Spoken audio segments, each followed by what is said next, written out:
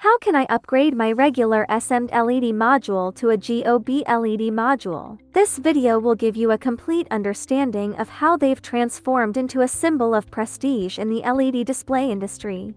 All you need to do is upgrade standard SMD LED modules to GOB modules to earn a nice profit.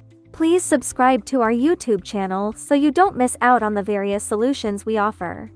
If you're interested in the solution shown in the video, feel free to contact JHIMS.com at any time.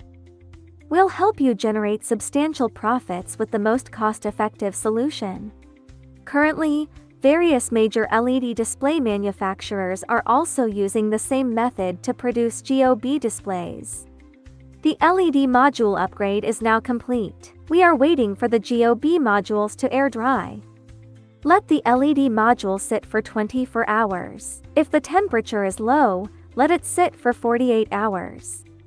If you're interested, please feel free to contact us at jhims.com. We'll provide a comprehensive and detailed solution to help you upgrade to the GOB module. The machine is currently cutting the scrap material from the LED modules.